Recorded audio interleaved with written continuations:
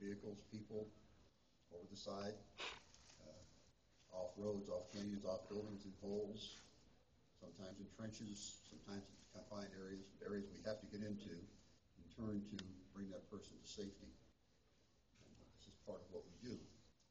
Again, you'll notice that this isn't just a jump into type thing they do in the movies where some individual's hanging onto a piece of string and swinging out a window. That is done with proper training, proper certification, and proper equipment.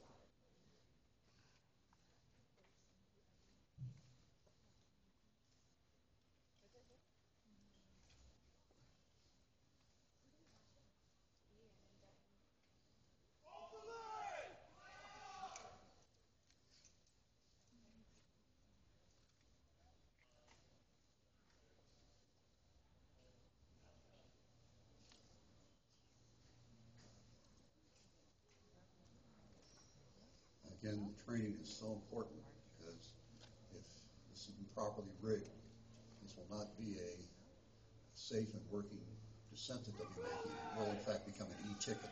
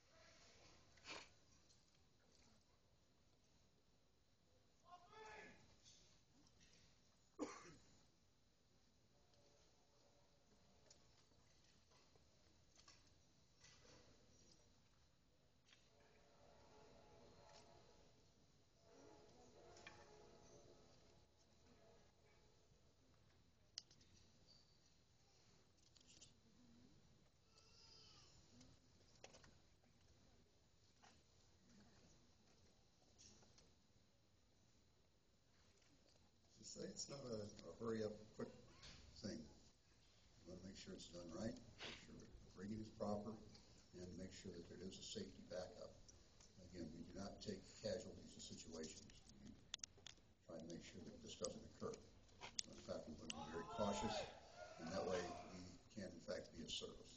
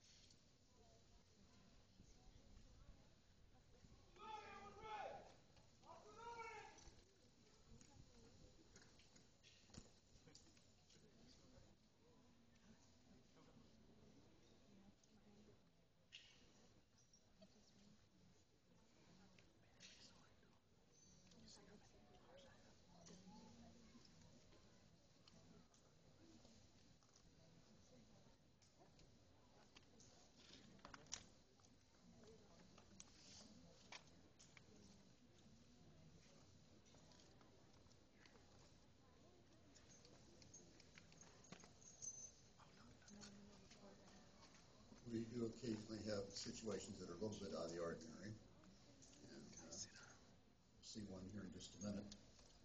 That can occur. It can be a place where we have someone in a precarious position. There's no easier way to remove them, and so consequently we have to kind of do our circus act.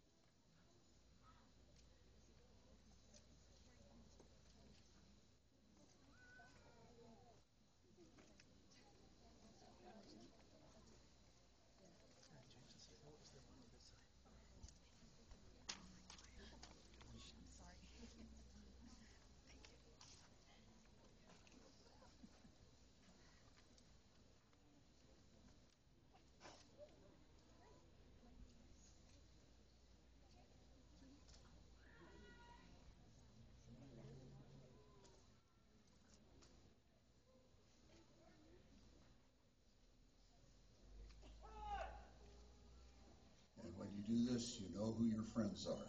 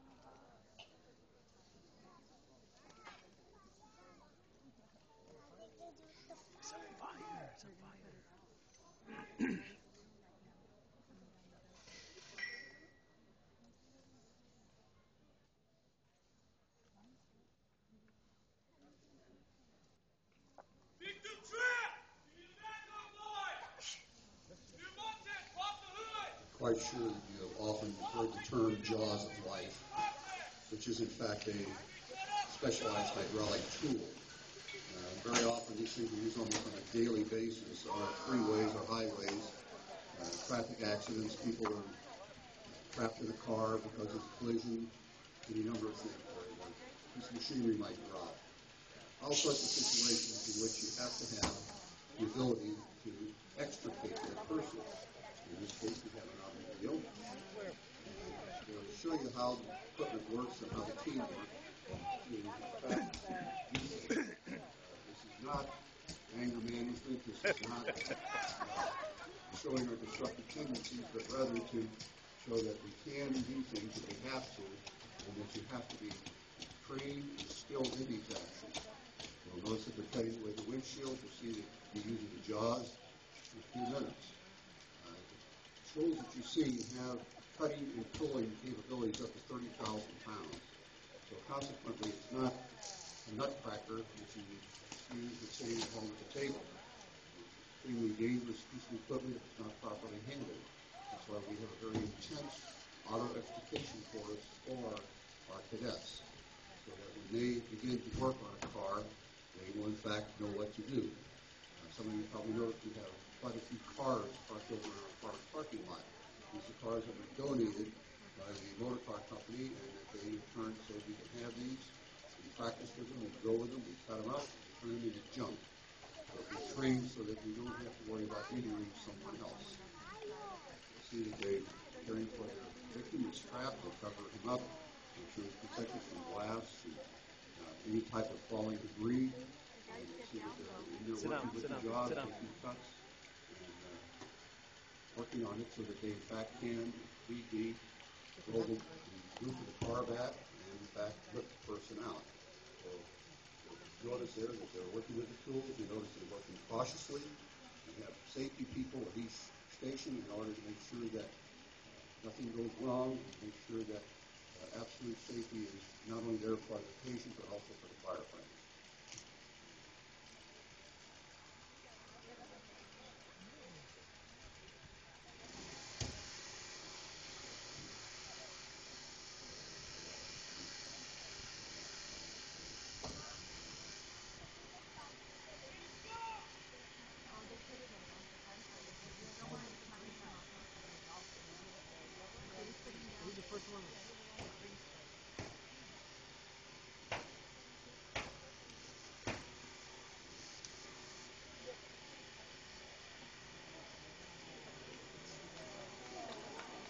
It's like opening a seat.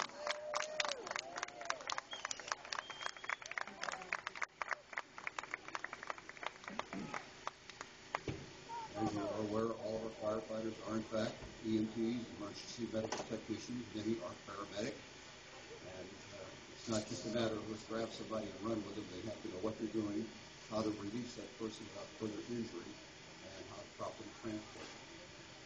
A lot of things go into this. It's not just oh, well, yeah, I read about that in the book or I saw that in the newspaper. You have to know what they're doing, how to do it, how to do it safely.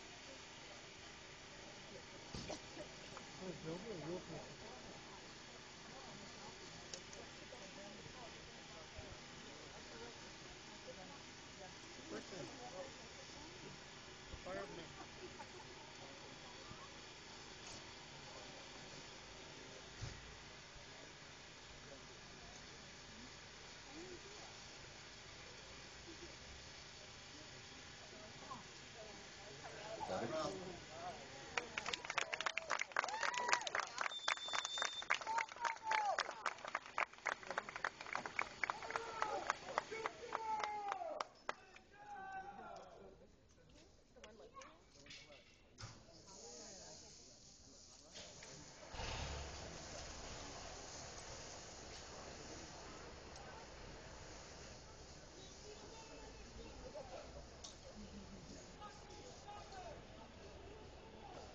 And you'll notice we seem to have a fire problem inside the tower on a couple of floors. And what we're going to do, you see here is a combination of operations together with an engine company and with the ladder truck company. You'll see that they have to not only respond, but they also need to be able to know how to enter the building. Sometimes they have to forcibly enter the building. How to get to the fire, just put the fire itself out. We don't just kick in the door and start squirting water. And you're going to find that one of the operations that you'll see here shortly will be with the ladder being laid and what we call ventilation. Where we in fact try to release the hot gases and the smoke